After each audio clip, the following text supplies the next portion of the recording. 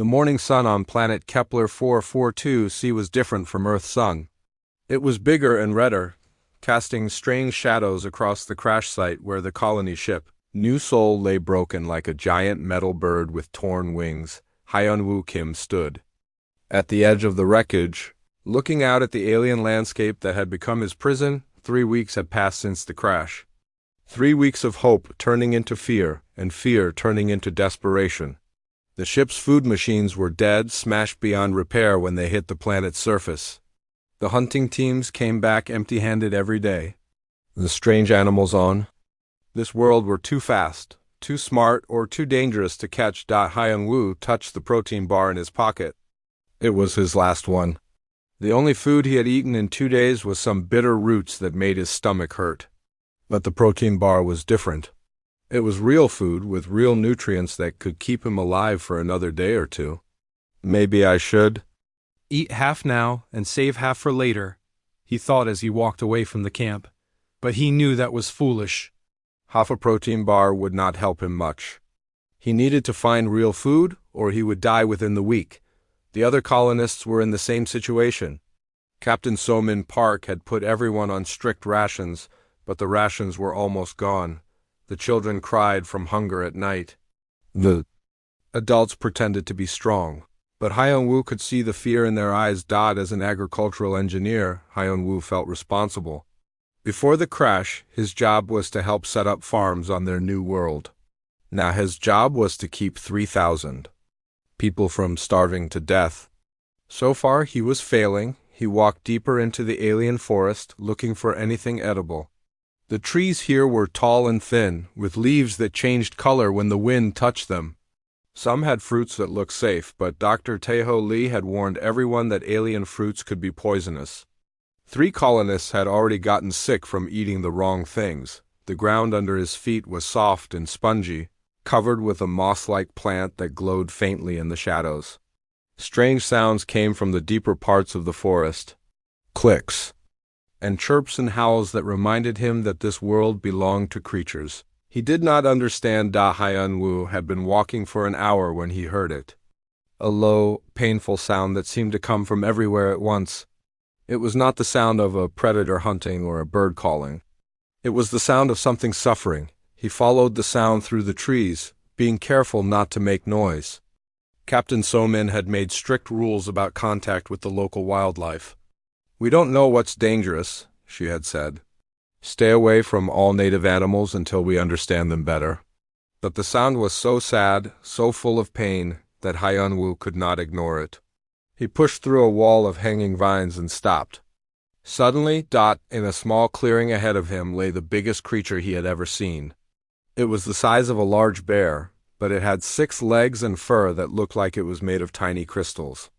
The fur caught the red sunlight and threw it back in rainbow colors. The creature's head was turned toward him, and its eyes were large and intelligent. Those eyes held something Hyun-woo recognized immediately. Pain, hunger, desperation. The creature was pregnant. Its belly was swollen and round, and it breathed with difficulty. Hyun-woo could see its ribs through the crystal fur. It was starving, just like the human colonists. For a moment, human and alien stared at each other across the clearing. The creature did not seem afraid of him. Instead, it seemed to be asking for help with its eyes. Hyun-woo's hand went to the protein bar in his pocket, his last meal, the thing that would keep him alive for another day or two. He looked at the dying creature and thought about the baby growing inside it. "This is stupid," he said to himself. "I should go back to camp. I should follow the rules. I should save my food." But the creature made that sad sound again, and Hyun-woo felt something break inside his chest. He had always been the kind of person who helped others. When his neighbors in Seoul needed food, he shared what he had. When the colony ship was damaged during the journey, he worked extra shifts to fix the farming equipment. He could not change who he was, even if it meant dying on an alien world. Slowly, carefully, Hyun-woo pulled the protein bar from his pocket. He unwrapped it and held it out toward the creature. The alien animal lifted its head and sniffed the air. Then, moving with surprising grace for something so large, it crawled toward him. The creature took the protein bar gently from his hand with a mouth that had too many teeth. It ate slowly, as if it wanted to make the food last as long as possible. When it was finished, it looked at Hyun-woo with what seemed like gratitude. "You're welcome," Hyun-woo said softly. He did not know if the creature could understand him, but it seemed important to say the words. The creature touched his hand with its nose, which was warm and soft. Then it lay back down in the clearing, its breathing easier now. Hyun-woo walked back to camp with an empty stomach and an empty pocket. The sun was setting, painting the sky in shades of purple and gold. He had just given away his last chance of survival to an alien animal he did not understand. "What have I done?" he wondered as he saw the lights of the camp ahead. But even as he asked the question, he knew he would make the same choice again. Some things were more important than survival. That night, as he lay in his shelter listening to his stomach growl, Hyun-woo thought about the creature's eyes. There had been intelligence there and something else. Something that looked almost like hope. He did not know that his simple act of kindness had been witnessed by more than just one hungry alien. He did not know that word of his sacrifice was already spreading through networks of communication he could not imagine. All he knew was that he had done what felt right, even though it might cost him his life. In the morning, he would find out what that choice had truly meant. Hyun-woo woke up feeling dizzy and weak. His stomach felt like it was eating itself from the inside. He had not eaten anything in almost 3 days now. The other colonists were moving around the camp slowly, like old people, because they were all starving too. Captain So-min Park called a meeting that morning. Her face was thin and tired. "We need to make a decision," she said to the group of colonists who had gathered around her. "The food will run out completely in 4 days. We either find a way to get food or we start talking about who gets the last rations." Nobody wanted to talk about that. Everyone knew what it meant. Some people would live, and some people would die. "The hunting teams will try again today," said Woo-jin Park, the chief engineer. "Maybe we will have better luck." "We have been saying that for 3 weeks," replied Dr. Tae-ho Lee. "The animals here are too strange. They can sense us coming from far away. We need to think of something else." Hyun-woo listened to the discussion, but his mind kept going back to the creature in the forest. Was it still alive? Had his protein bar helped it at all? He felt guilty for thinking about it when his own people were dying, but he could not stop himself. After the meeting, Hyun-woo made a decision. He would go back to the forest, not to look for the creature, but to search for food one more time. Maybe he would find some safe plants that Dr. Lee had missed. Maybe he would get lucky. He told no one where he was going. Captain So-min had forbidden anyone from going into the forest alone, but Hyun-woo was too weak to argue with anyone. He just walked away from the camp when no one was looking. The walk to the forest took longer than before.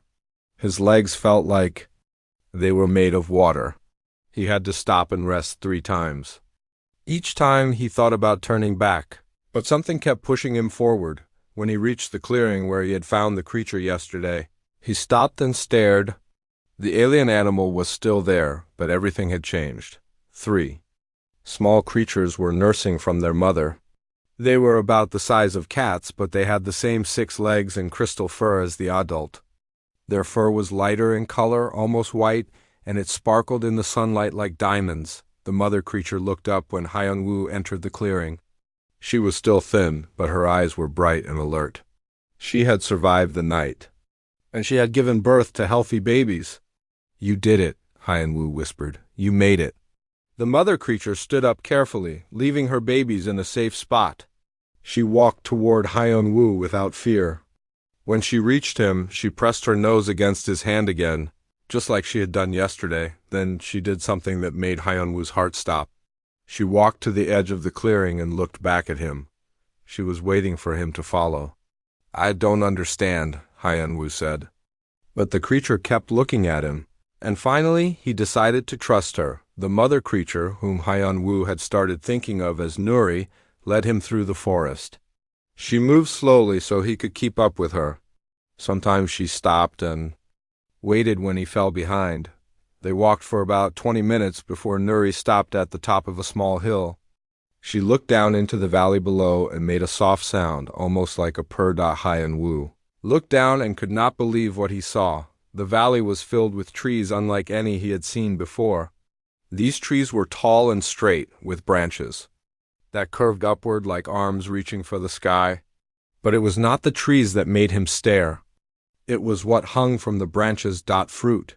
Hundreds and hundreds of fruits hanging from every tree. They were round and golden, about the size of apples, and they glowed with a soft light that made the whole valley look magical. Oh my God, Hyun-woo breathed, there's so much food? Nuri walked down into the valley, and Hyun-woo followed her. The air smelled sweet and fresh, like honey and flowers. As they got closer to the trees, Hyun-woo could see that the fruits were not just glowing.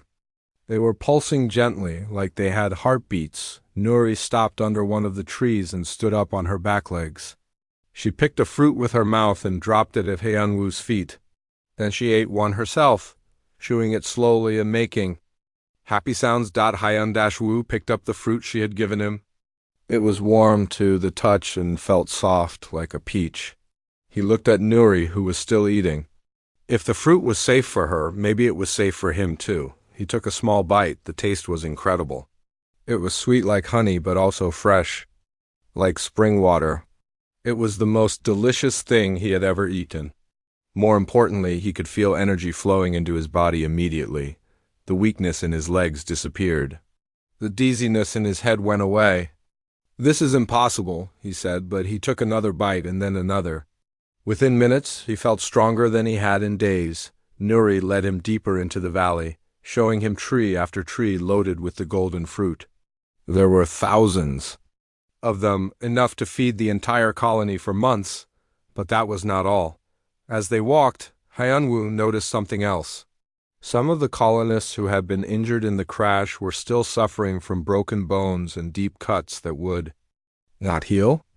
But when he accidentally cut his hand on a sharp branch, and some of the fruit's juice got on the wound, the cut healed completely within seconds. Nuri, he said, looking at the creature with wonder, these fruits can heal people too, can't they?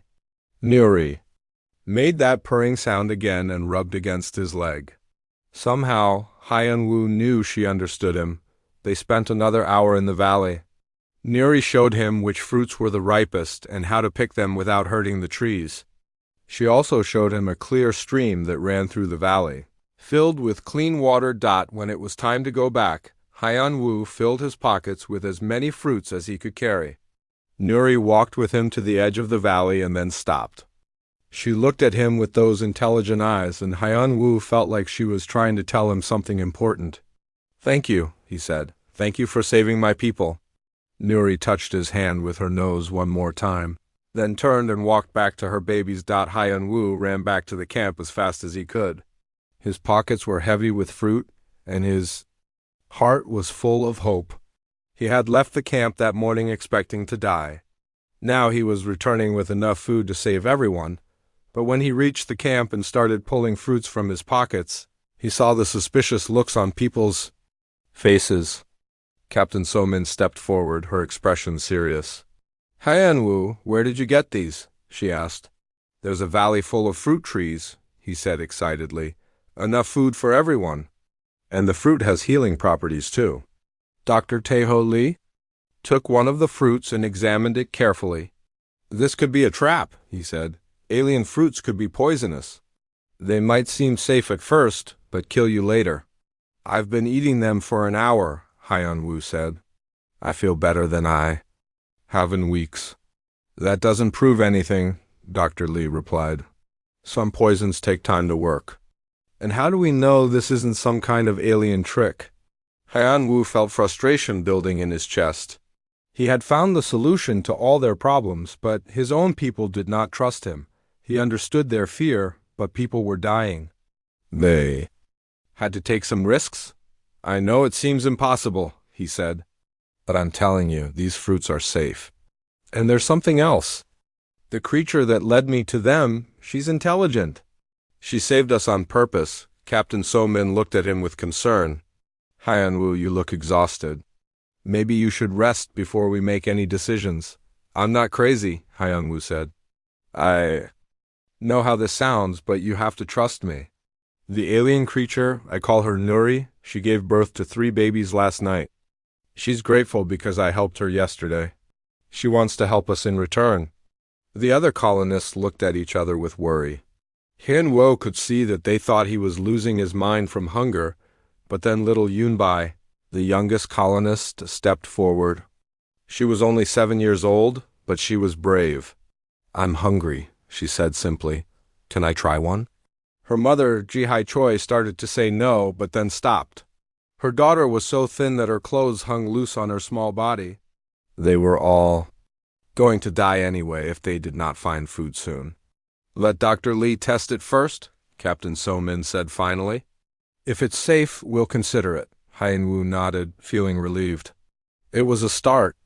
While Dr. Lee took the fruits to his makeshift laboratory, Hyun-woo sat down and thought about Nuri. She had risked her life to help him, just like he had risked his life to help her. Maybe, he thought, this was how different species were supposed to meet, not with weapons and fear, but with kindness and trust.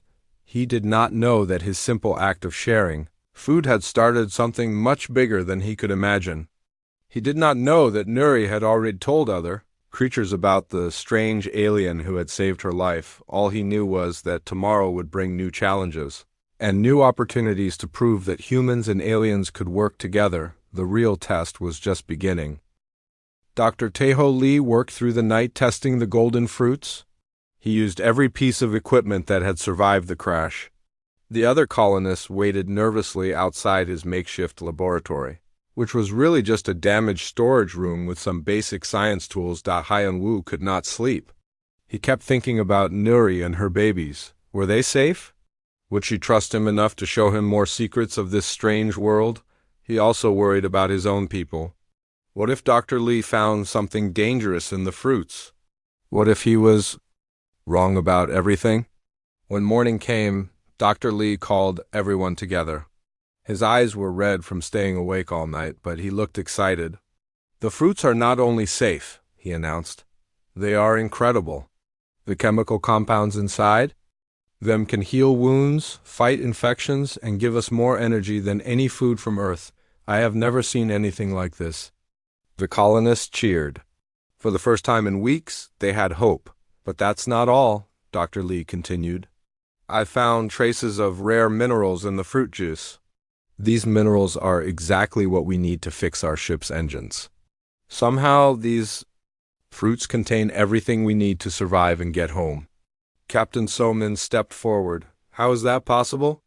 "It seems too good to be true. I don't know," Dr. Lee admitted. "But the tests don't lie. These fruits are like a perfect medicine, made just for humans." Hyun-woo felt a strange feeling in his chest. It was too perfect. How could alien fruits be so perfectly suited for human needs? Unless someone had made them that way on purpose. "I need to go back to the valley," he said suddenly. "I need to see Nuri again." "Absolutely not," Captain So-min said firmly. "We don't know if this creature is really friendly or if it's setting a trap. You've done enough dangerous things already." "But she helped us," Hyun-woo argued. "She saved our lives." "Maybe," the captain replied. "Or maybe she's just feeding us to make us fat before she eats us. We need to be careful." The argument was interrupted by Ji-hai Choi, the communications specialist. She ran into the meeting, Arya looking excited and scared at the same time. "Captain," she said breathlessly, "you need to see this. The communication equipment is acting strange. It's picking up signals, but not from space. The signals are coming from the forest." Everyone followed Ji-hai to the communications center. The equipment was old and damaged, but it was still working. Lights were flashing, and the speakers were making soft clicking sounds. "It started about an hour ago," Jai explained. "The signals are getting stronger. It's like something is trying to talk to us." Dr. Lee looked at the equipment with interest.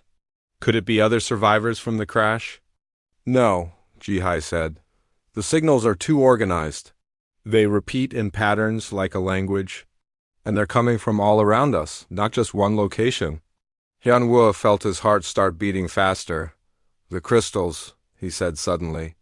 "Nuri's Fur is made of crystals. What if those crystals can send and receive signals? That's impossible, Dr. Lee said.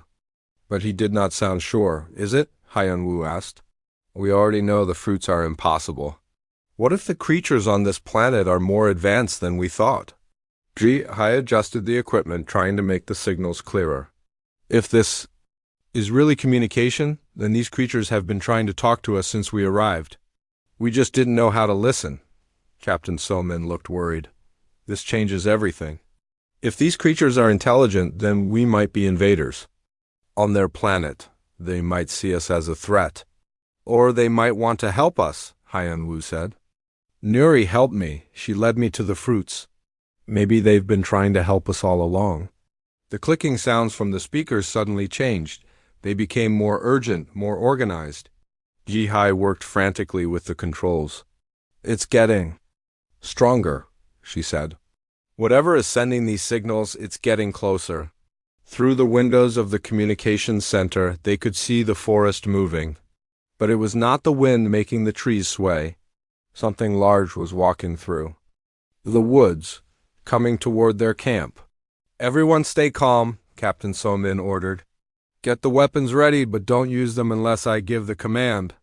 The colonists grabbed whatever they could use as weapons. Most of them were just tools from the ship, but they made people feel safer. The movement in the forest stopped at the edge of the camp.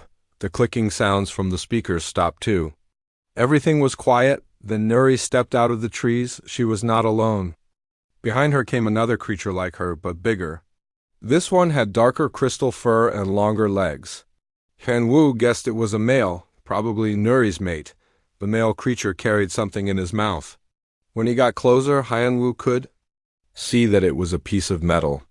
Not just any metal, it was a piece from their crashed ship.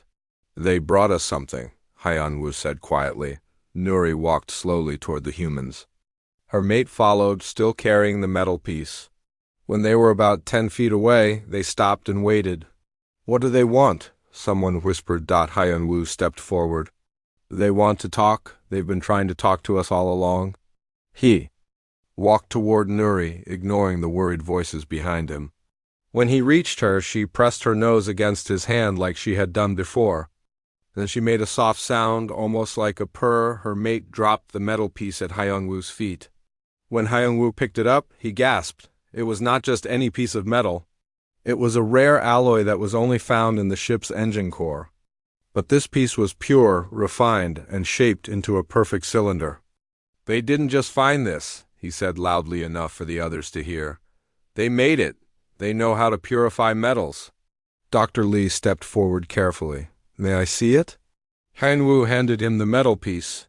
Dr. Lee examined it with his portable scanner. This is incredible, he said. The purity is 99.8%. Our best factories on Earth couldn't make anything this pure. The clicking sounds from the speakers started again. This time they were coming from Nuri and her mate. The crystals in their fur were glowing softly and making the sounds. They're trying to communicate, Ji-hai said, looking at her equipment. The patterns are complex. This is definitely a language. Can we talk back? Hyun-woo asked. I don't know, Ji-hai replied, but I can try to copy their signal patterns. She worked with the equipment, trying to send back the same clicking sounds. When she succeeded, Nuri and her mate became very excited. They made more sounds, faster and more complex. It's working, Ji-hai said. They understand that we're trying to communicate. For the next hour, the humans and the two creatures tried to talk to each other. It was slow and difficult, but they began to understand simple ideas. The creatures seemed to be asking questions about the humans. They wanted to know if the humans were hurt, if they needed help, if they were peaceful. Through the basic communication, Hyun-woo learned that the creatures had names. Nuri was called something that sounded like Nuri in their language, which meant Lightbringer. Her mate was called Baram, which meant Walker, but the most important thing they learned was much more serious. Through pictures drawn in the dirt and simple gestures, Nuri and Baram tried to explain something that made the humans afraid. Danger was coming. Something big and terrible was moving across the planet. It happened every few years, and it destroyed everything in its path. The creatures had a name for it, but the humans could not understand the word. All they knew was that it was coming toward their camp. How long do we have? Captain Somin asked through Jihai's translation attempts. Bahram held up what looked like fingers, 7 days. They're warning us, Haiyan Wu said. They're trying to save us. But why? Dr. Li asked. Why would they help us? Nuri walked over to Haiyan Wu and pressed her nose against his hand again. Then she made a sound that was different from the others. It was soft and warm, like a thank you. Because I helped her, Haiyan Wu said, understanding. She remembers that I gave her my food. She's returning the favor. 1 protein bar, Captain Somin said quietly. 1 small act of kindness, and they want to save all of us. It's not just kindness, Dr. Li said, looking at the metal piece in his hands. They're intelligent. They understand technology. They. No, we're not from this planet, and they want to help us get home. The clicking sounds from Nuri and Bahram became urgent again. They were trying to tell the humans something important. Through more gestures and pictures, the message became clear. The dangerous thing that was coming, they called it the Shadow Death, could not be fought. It was too big, too powerful. The only way to survive was to hide. But the creatures knew a place where the humans could be safe. The deep caves in the mountains where the Shadow Death could not reach. The creatures had been preparing these caves for the humans since the ship crashed. They've been planning to save us all along, Haiyan Wu said with wonder. Before I even met Nuri, they were getting ready to help us. But why? Captain Somin asked again. We're strangers. We're not even from this planet. Bahram made a sound that was almost like laughter. Then he and Nuri did something that made all the humans stare. They began to glow. Not just their crystal fur, but their whole bodies. The light was warm and peaceful, like sunlight through water. And in that light, the humans could see something incredible. Other creatures were coming out of the forest. Dozens of them, all glowing with the same warm light. They were all different. Some were small and quick, others were large and slow. But they all had the same crystal fur, and they all looked at the humans with intelligent, friendly eyes. They're not just 2 creatures, Haiyan Wu whispered. They're a whole civilization. The creatures began to make sounds together, like a choir. The sounds were beautiful and complex, like music. And somehow, without understanding the words, the humans knew what they were saying. Welcome, you are safe now. We will protect you. This is impossible, Dr. Li said, but he was smiling. A whole intelligent species, and they want to help us. It's not impossible, Haiyan Wu said. It's just something we've never seen before. Maybe this is how first contact is supposed to happen. Not with weapons and fear, but with kindness and trust. The creature's song continued, and the humans listened in wonder. They were no longer alone on this strange world. They had found not just friends, but guardians. But the Shadow Death was still coming. And in 7 days, they would all find out. If kindness was stronger than the darkness that threatened to destroy them, the real test was about to begin. The next 3 days changed everything for the human colony. Haiyan Wu worked with Jihai Choi every morning. Learning to communicate better with Nuri and Bahram, they created a simple system using clicks, gestures, and drawings in the dirt. The language was hard to learn, but it was not impossible. The creatures were patient teachers. They repeated words slowly and used simple ideas first. Soon, Haiyan Wu could ask basic questions and understand basic answers through this new communication. He learned amazing things about the creatures. They called themselves the Keepers. They had lived on this planet for thousands of years, protecting it from the Shadow Death that came every 7 years. The Shadow Death was not just one creature. It was millions of them, moving across the planet like a black wave. They ate everything in their path, plants, animals, even rocks. Nothing could stop them except the deep caves in the mountains. How do you know so much about us? Haiyan Wu asked Nuri one morning. She touched his forehead gently with her nose. Then she made clicking sounds that Jihai translated through the communication equipment. She says they have been watching us since we crashed, Jihai reported. They studied our ship, our technology, our behavior. They wanted to know if we were peaceful or dangerous. And what did they decide? Captain Somin asked, more clicking sounds. They decided we were like them. We take care of our weak, we share food, we try to help each other survive. But not everyone agrees, Bahram added through the translation.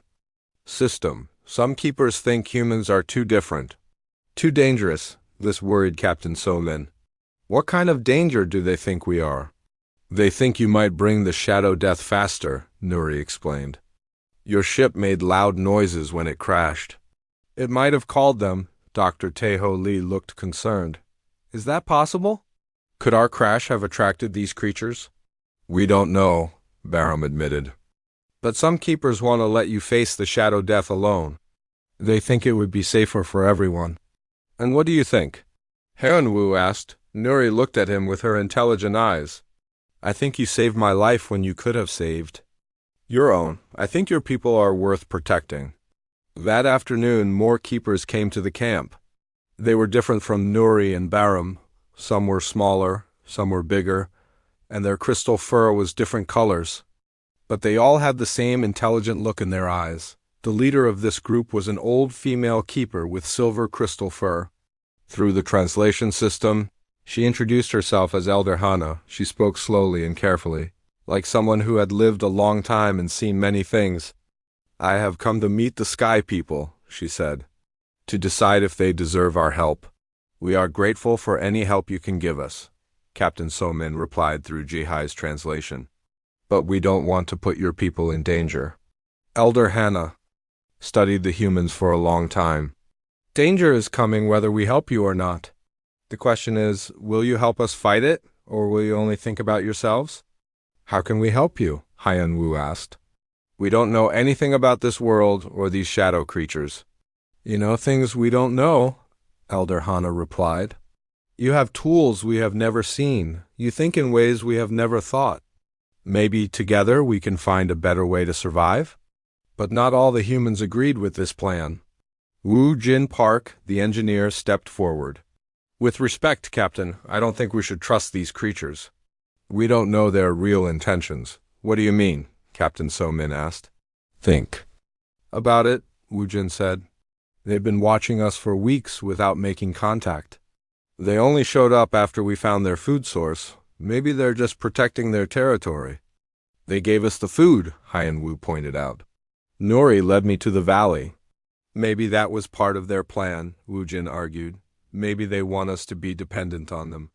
How do we know these caves they want to take us to aren't traps? Some of the other colonists nodded. They were scared and tired, and it was hard to trust something so different from themselves. I understand your concerns, Captain So-min said. But we don't have many choices. We can't fight these shadow creatures alone. Why not? Woo Jin asked. We have technology. We have weapons. Maybe we can fix the ship and leave this planet before the shadow death arrives. Elder Hana listened to the translation of this argument. Then she made a sound that was almost like laughter, but sadder.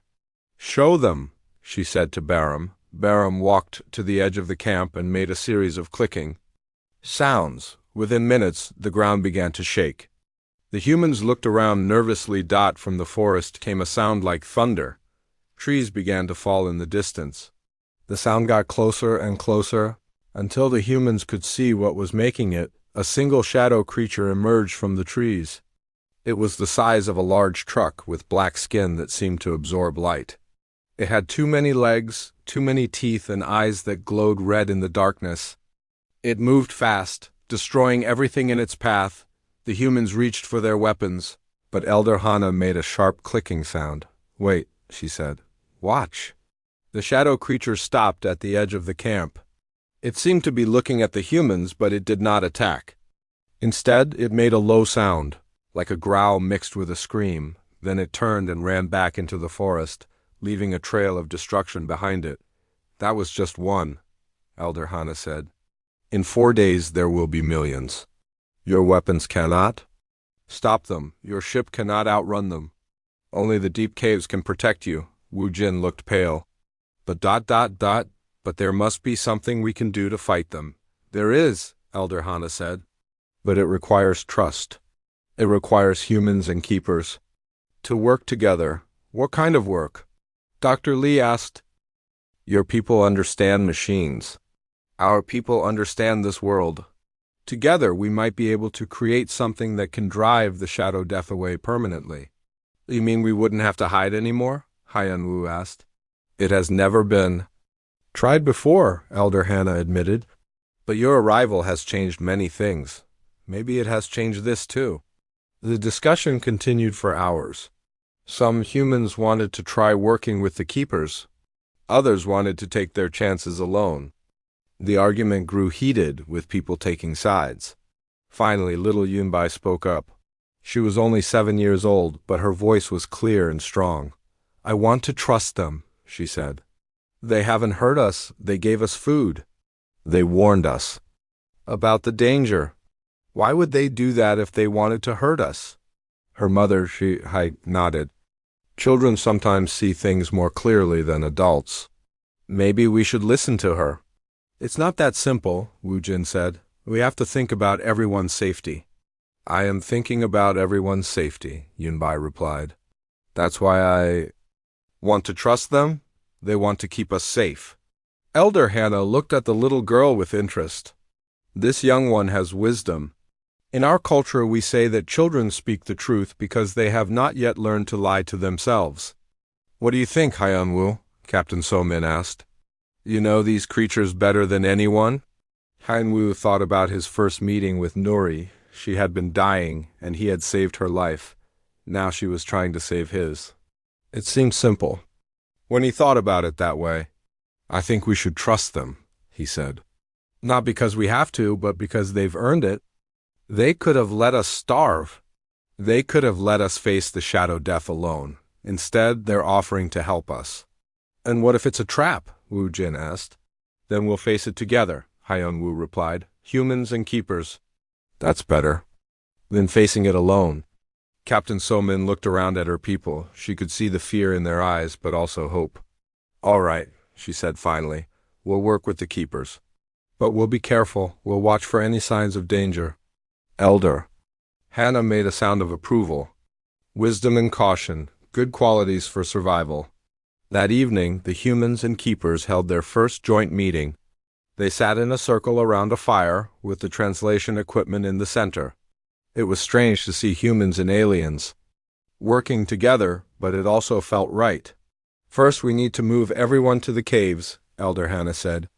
The shadow death will arrive in 3 days. We must be ready.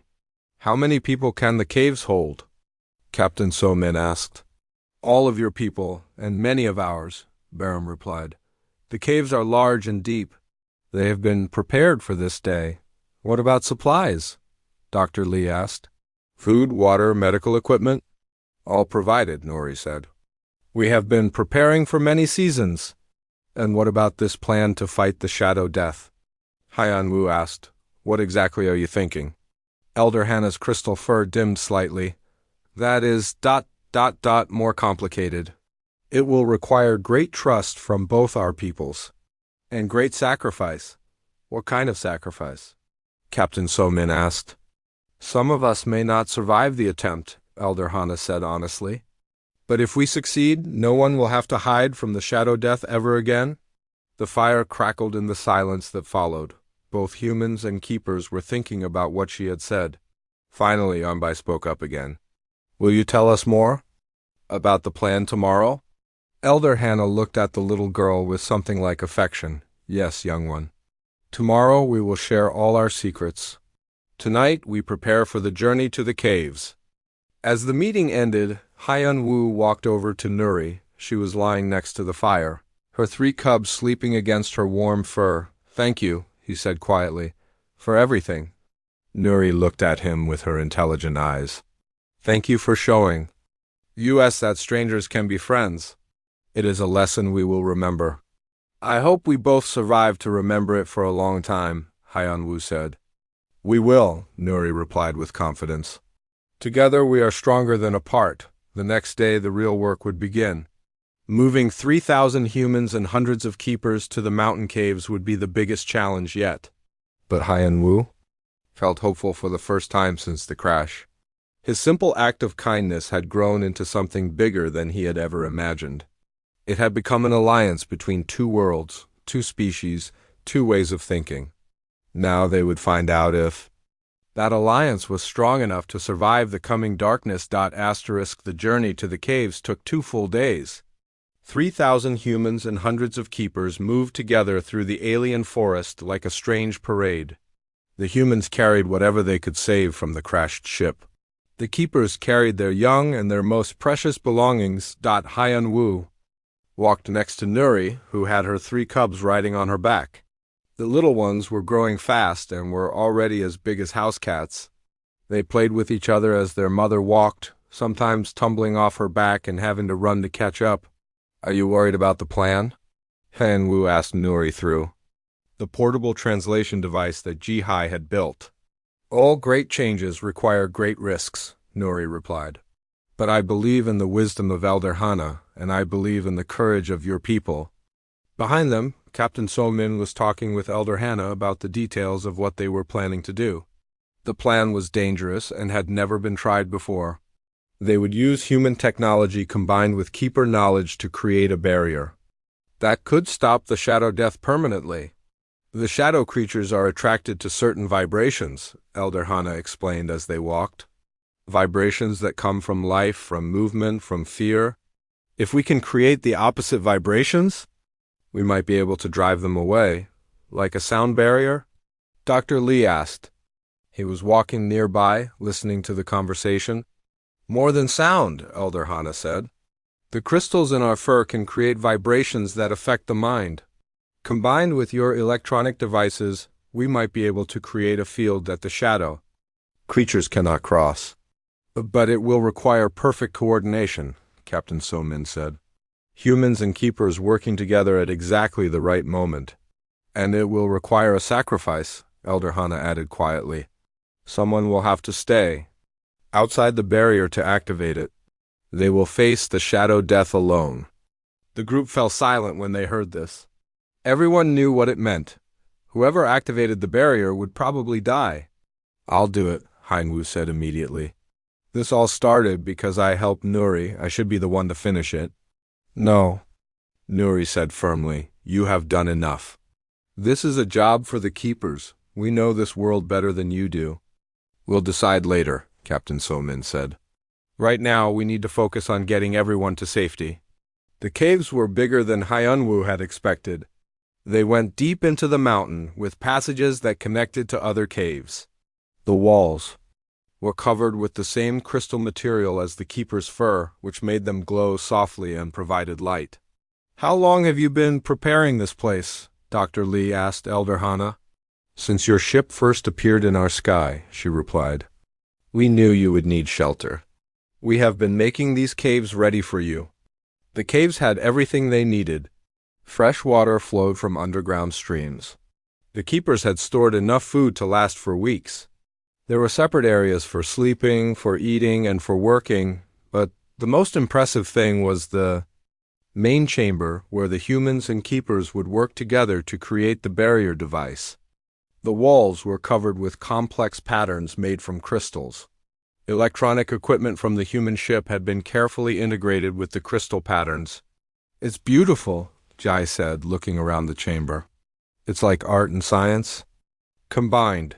That is what we hope to achieve," Elder Hana said. "The joining of two different ways of understanding the world." They spent the rest of the day getting settled in the caves. The humans were amazed by how comfortable the keepers had made everything. The aliens had thought of details that the humans would never have considered. Little Yunbai made friends with Nuri's cubs. They played together in the caves, and it was hard to tell who was having more fun, the human child or the alien babies. Their laughter echoed through the passages, making everyone smile. That night, as everyone tried to sleep, the first sounds of the shadow death migration reached the caves. It was a distant rumbling like thunder that never stopped. The sound made the crystal walls vibrate slightly. "It's starting," Elder Hana said. "They will reach us tomorrow. Are we ready?" Captain Somin asked. As ready as we can be, Elder, Hannah replied. But remember, this has never been attempted before. We are trying to change something that has existed for thousands of years. Sometimes change is necessary, Dr. Lee said. Sometimes the old ways don't work anymore. The next morning, the rumbling sound was much louder. Through the cave entrance, they could see the sky growing dark. It was not clouds blocking the sun. It was the shadow death moving across the landscape like a black wave. How many of them are there? Han Wu asked, staring at the approaching darkness. Millions, Bahram replied, more than can be counted. The shadow creatures moved fast, eating everything in their path. Trees disappeared in seconds, rocks were crushed to dust. The very ground seemed to be consumed by the hungry darkness. Now, you understand why we hide, Elder Hana said. Nothing can stand against so many. But we're not going to hide this time, Captain So-min said. We're going to fight. We're going to try something better than fighting, Elder Hana corrected. We're going to try to heal. The final preparations took most of the day. The humans and keepers worked together to calibrate the barrier device. It was delicate work that required perfect timing and coordination. When the barrier activates, it will create a field that extends for many miles, Elder Hana explained.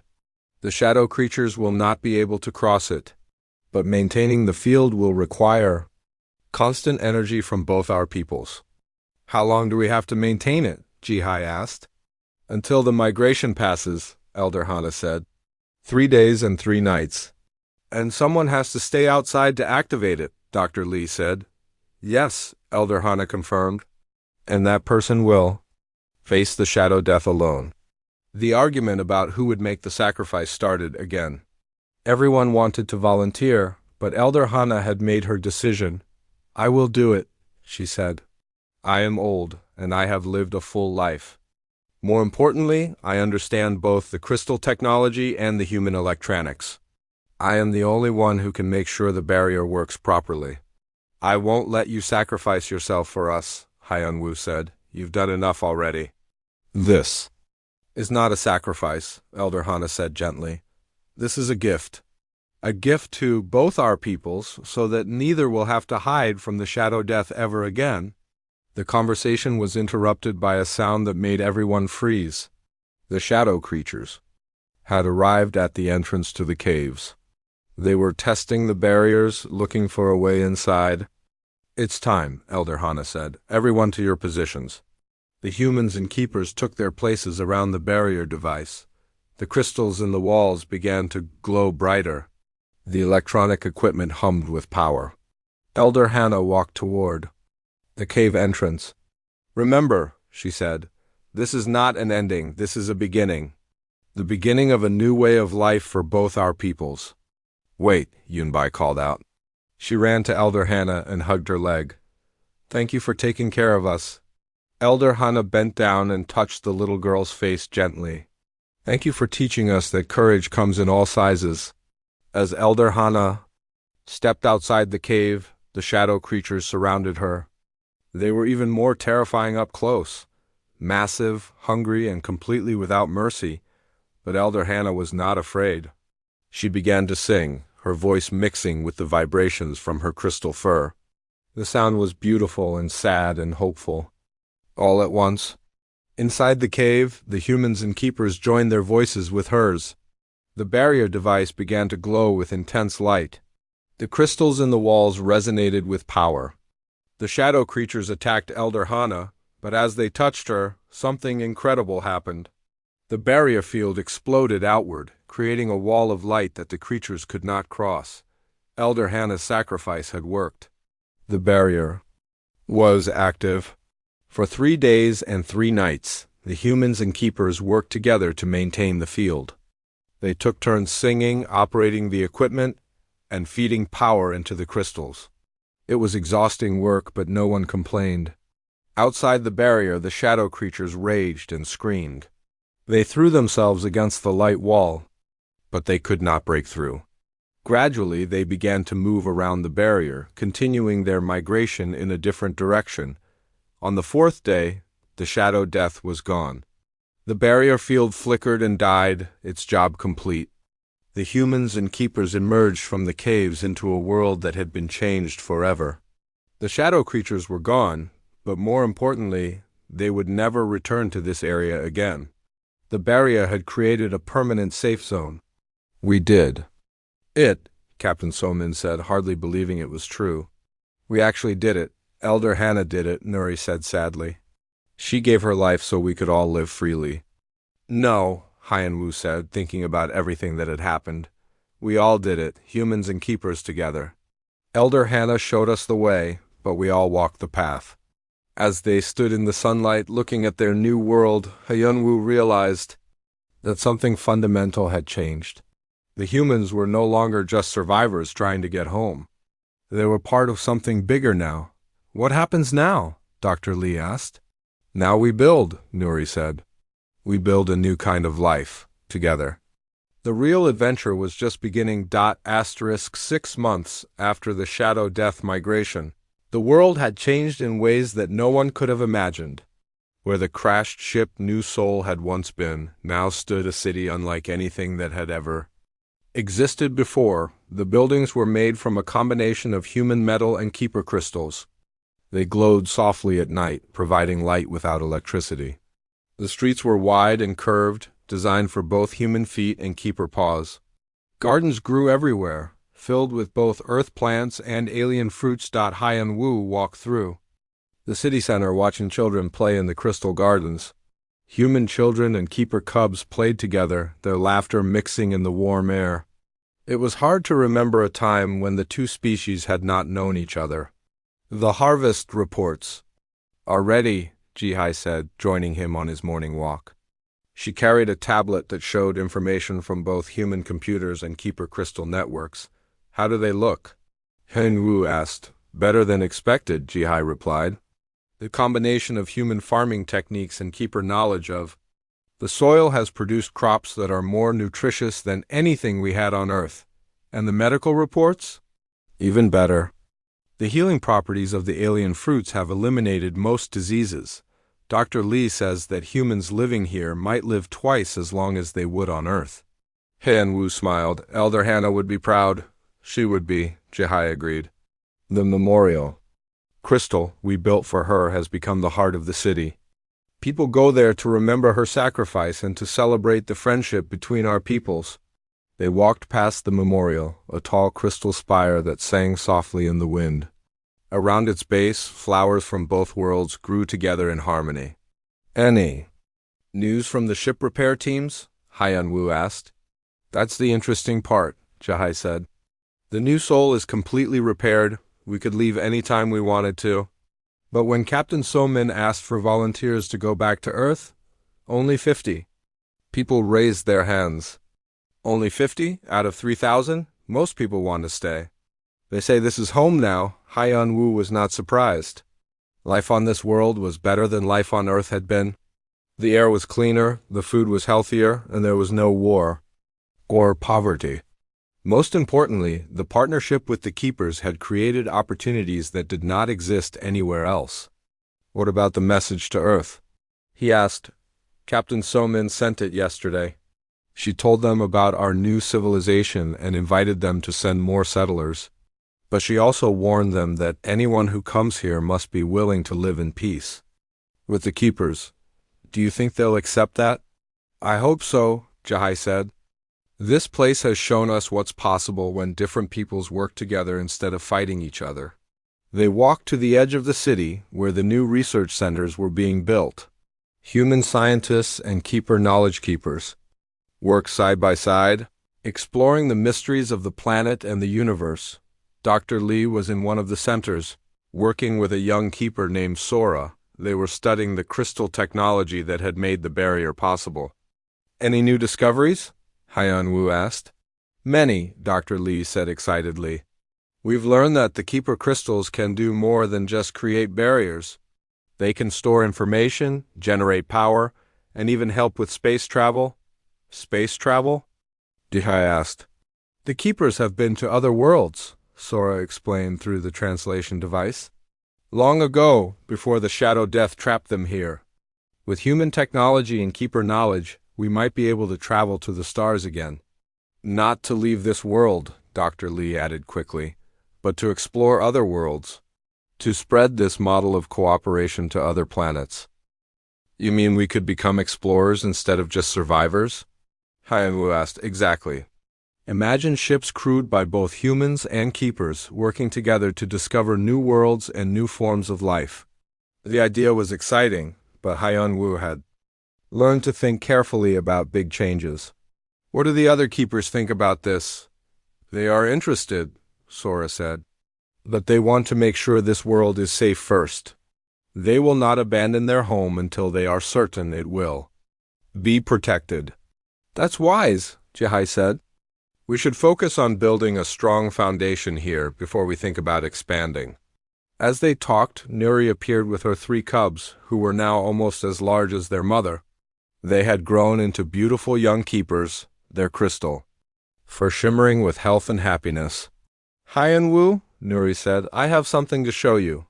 She led him to a quiet grove where the golden fruit trees grew. In the center of the grove was a small memorial stone with human and keeper writing on it. What does it say? Haiyan-Wu asked. It tells the story of the first meeting between our peoples, Nuri explained.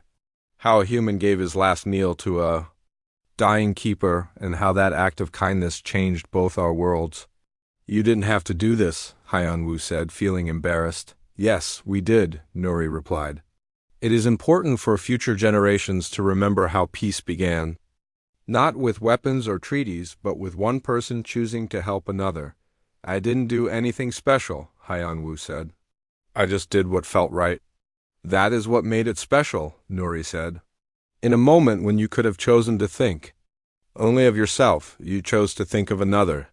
That is the foundation of everything we have built here. They stood quietly in the grove, watching the sun set over their new city. The lights were beginning to come on, not electric lights, but the soft glow of crystal technology mixed with human engineering. Do you ever miss Earth? Nuri asked. Sometimes, Haiyan-Wu admitted. I miss the familiar foods, the familiar sounds, but I don't miss the fear and the loneliness. Here, I feel like I'm part of something bigger. You are part of something bigger, Nuri said. You are part of the first true partnership between species in the history of this galaxy. Do you think it will last? Haiyan-Wu asked. Do you think humans and keepers will always be friends? I think friendship, like plants, must be tended carefully, Nuri replied. It requires patience, understanding, and sometimes sacrifice. But if both sides are willing to work at it, it can grow strong enough to survive anything.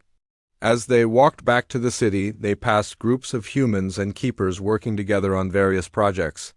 Some were building new homes, others were planning the next day's work, and still others were simply enjoying each other's company.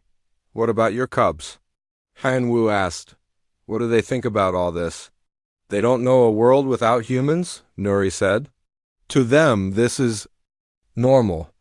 They play with human children, they learn human languages, they eat human food. They are the first generation of true cooperation. And they're happy, very happy. They have opportunities that I never had. They will grow up knowing that different does not mean dangerous, that strangers can become friends, that cooperation is stronger than conflict. I hope human children learn the same lessons, Haiyan-Wu said. They will, Nuri said confidently, because they are learning them together. That evening there was a celebration in the city center. It was the monthly gathering where humans and keepers shared stories, music, and food. The tradition had started spontaneously a few months after the barrier was created, and it had become one of the most popular events in the city. Captain So-min stood up to address the crowd. 6 months ago, we were strangers on a hostile world, fighting for survival. Today, we are partners in building something new and wonderful. The crowd cheered, a mix of human voices and keeper musical sounds. We have learned that the greatest discoveries in the universe are not new technologies or new worlds, the captain continued. They are new ways of living, new ways of understanding each other, new ways of working together. Some of you have asked about returning to Earth, she said, and some of you will go. But many of us have decided to stay and continue building this new civilization. We are not just colonists anymore, we are pioneers of a new kind of life. After the speeches, the celebration continued late into the night. Humans and keepers danced together, shared stories, and planned for the future. Children of both species played games that combined elements from both cultures. Heian-Wu found himself sitting with a group of young people, both human and keeper, who were discussing their plans for the future. They talked about becoming teachers, scientists, artists, and explorers.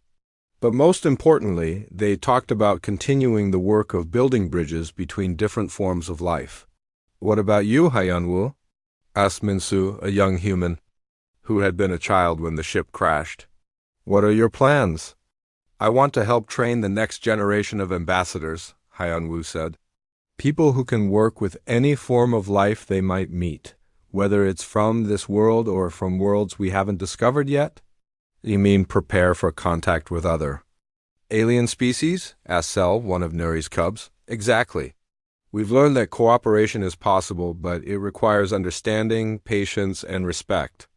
If we ever meet other intelligent species, we want to be ready to make friends instead of enemies." "That's a good goal," said Yuki, a young keeper. "My grandmother always said that the universe is too big for any one species to understand alone." "Your grandmother was wise?" Heian-Wu said. "And she was right. The more we learn about working together, the more we realize how much we still have to learn." As the celebration wound down, Heian-Wu walked home through the quiet streets.